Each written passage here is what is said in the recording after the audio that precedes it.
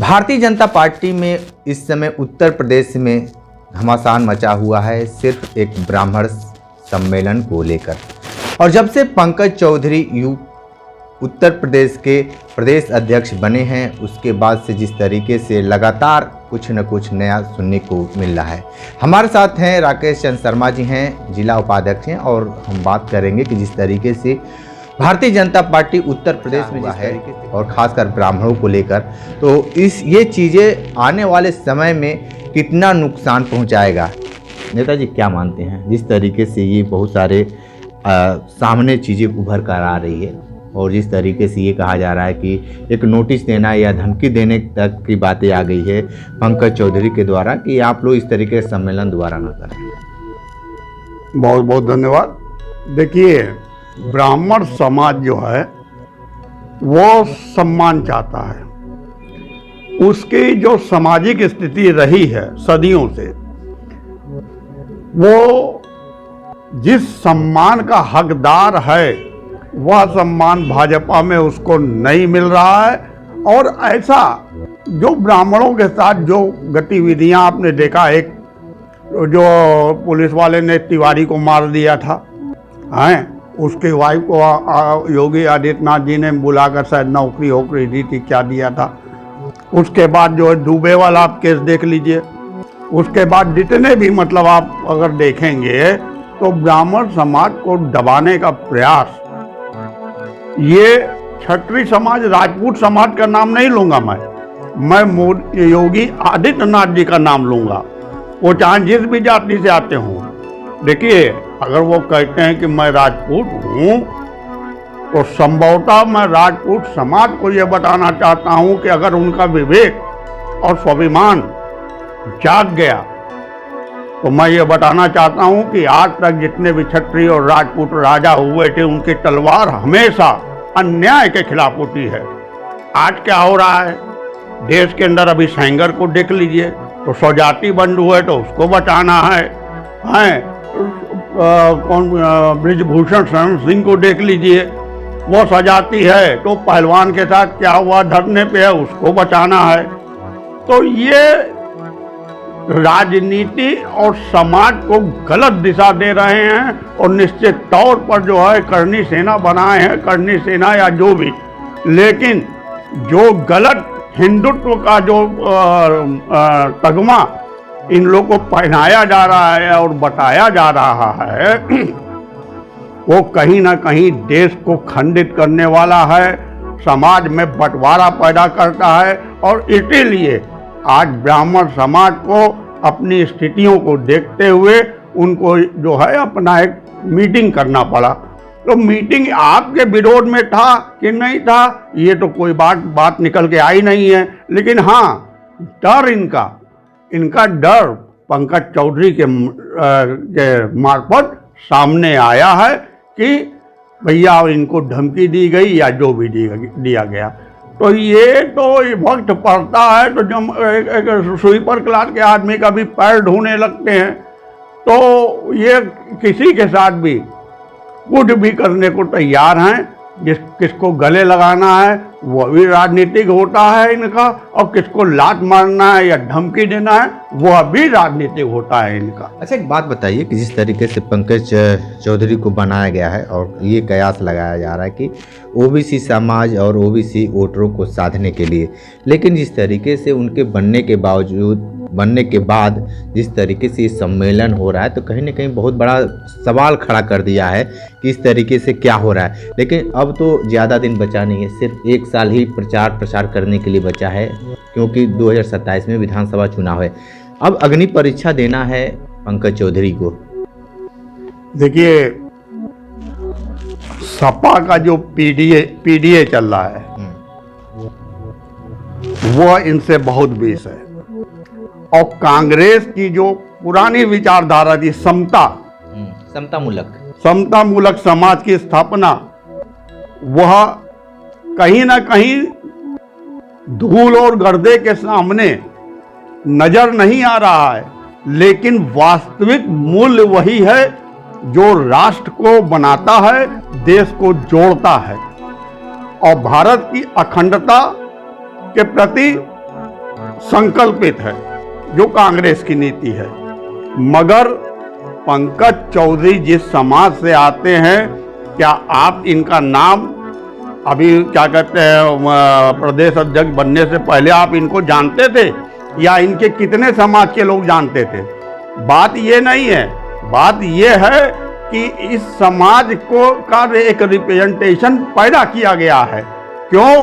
क्योंकि SIR से जो चुनाव को अपने हक में करना है, और जो जिसको हम लोग गोदी मीडिया कहते हैं, उसको बोलने का, आप जैसे पत्रकारों को दबाने और उनको उभरने का, कि देखा पंकज चौधरी आए तो इन्होंने, वहाँ होगा खेल चुनाव में, चाहे EVM से हो, चाहे इलेक्शन कमिश्नर कराए, खेल होगा। मगर गोदी मीडिया ये बताएगी कि पंकज चौधरी ने जो है PDF को धत्ता कर दिया, पंकज चौधरी ने जो है उनको एक बोलने का रास्ता बनाया गया है, जिसको हम लोग कामयाब नहीं होने देंगे। बात बताइए कि संगठन सृजन का काम आप लोगों का चल रहा है, बड़ी तेजी से मजबूती के साथ काम कर रहे हैं। विधानसभा चुनाव 2027 को लेकर आप खुद और आपकी पार्टी किस तरीके से तैयारी और किस तरीके से आप बूथ स्तर तक काम कर रहे हैं लोग? देखिए, बूथ स्तर पर जो हमारे संगठन हैं, वो हमारे जिला अध्यक्ष जी ने खड़ा कर दिया है। विधानसभाओं में हम सब को जिस ढंग से भी नियुक्त किए जा रहे हैं, ड्यूटी लगती है, उस अपने कर्तव्यों का हम लोग पूर्ण निष्ठा के साथ निर्वाह कर रहे हैं। और निश्चित तौर पर हमारी लड़ाई जिन लोगों से है, धूलिया राक्षस जो धूल उड़ाते चलता है, शोर ज़्यादा है, हम ये कहना चाहेंगे कि ये जो अभी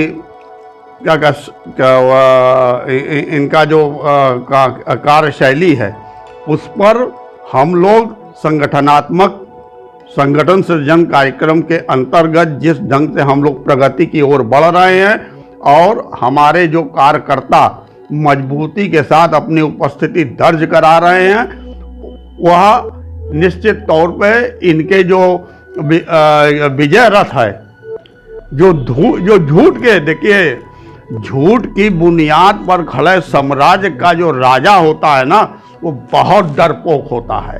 वो अपने तंत्रों का सहारा लेता है, पुलिस प्रशासन का सहारा लेता है, और हम लोग को दबाता कुचलता है।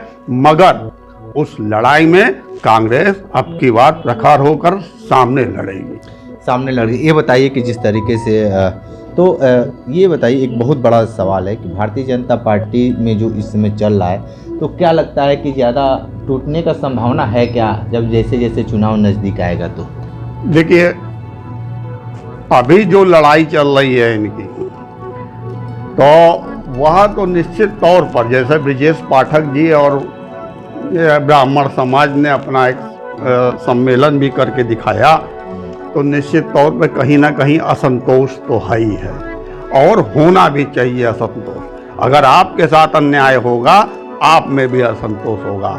जनता के साथ अन्याय हो रहा है, जनता के जो क्या कहते हैं,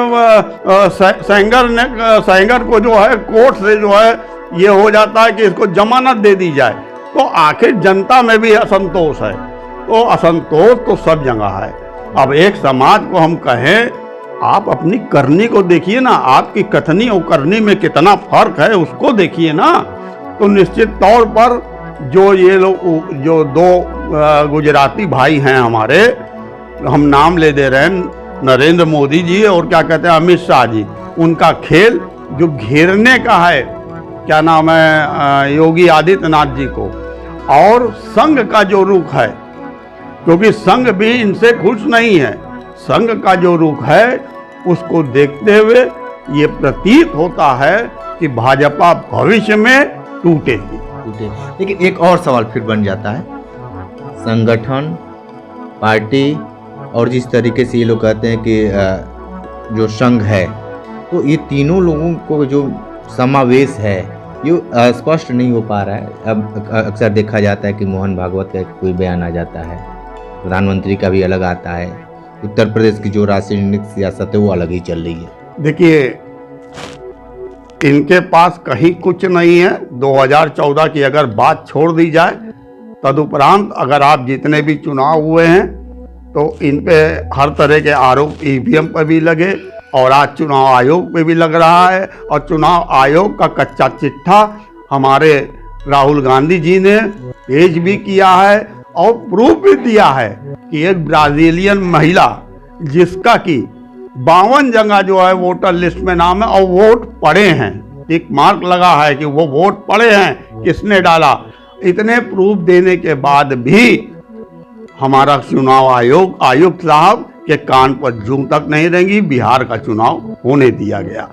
तो जिस स्थिति में ये तीनों जने हैं, कभी ये आगे हो जाएंगे तो बाकी लोग पीछे हो जाएंगे, कभी क्या कहते हैं मोहन भागवत जी आगे हो जाएंगे।